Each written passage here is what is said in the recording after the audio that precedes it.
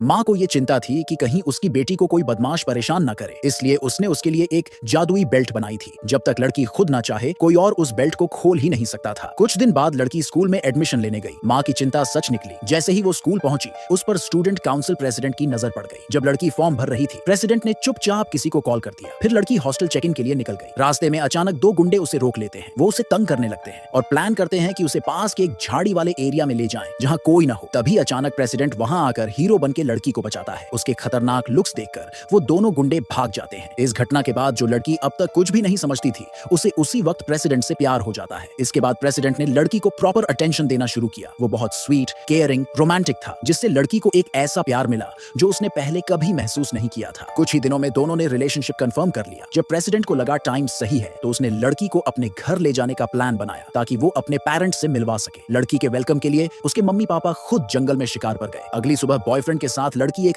दूर दराज के पहाड़ी गांव पहुंचती है, लेकिन वहां का माहौल थोड़ा अजीब था। गांव में सिर्फ मर्द ही मर्द थे, एक भी औरत नजर नहीं आ रही थी। तभी दूर से कुछ हलचल सुनाई देती है। लड़की काफी क्यूरियस थी, इसलिए वो देखने के लिए उस तरफ बढ़ती है। लेकिन जैसे ही वो वैन के पास पहुंचती है, उसके बगल वाला आदमी अचानक वैन का दरवाजा जोर से बंद कर देता है। बॉयफ्रेंड ने जल्दी से लड़की को गांव वालों से इंट्रोड्यूस कराया और कहा कि ये उसकी न्यू गर्लफ्रेंड है और उसके मम्मी पापा घर पर उनका वेट कर रहे हैं डिनर के लिए। गांव वालों से थोड़ा हाय हेलो करने के बाद वो लड़की को लेकर वहां से निकल गया। पीछे गांव वाले अब भी लड़की की बात कर रहे थे, कह रहे थे कितनी हॉट है, काश वो उसे पा सकते। कुछ मिनट बाद दोनों बॉयफ्रेंड के घर पहुंचे। लड़की ने जमीन पर पड़े पुराने जंग लगे लोहे की चेन देखी तो उसे थोड़ा अजीब सा फील हुआ। इससे पहले कि वो कुछ पूछती, एक पागल औरत अचानक घर से बाहर निकली और लड़की को गालियां देने लगी। बोल रही थी कि ये कोई चुड़ैल टाइप औरत है और इसे गांव से बाहर निकाल देना चाहिए। बॉयफ्रेंड ने जल्दी से बताया कि वो उसकी माँ है और बचपन में हुए एक ट्रॉमा की वजह से उसका दिमाग थोड़ा डिस्टर्ब हो गया है। तभी उसके पापा भी बाहर आए और बिना कुछ बोले उस औरत को खींचकर अंदर ले गए। बॉयफ्रेंड ने लड़की को अच्छे से रेस्ट करने देने के लिए घर का सबसे बड़ा कमरा उसे दिया। लेकिन उसी रात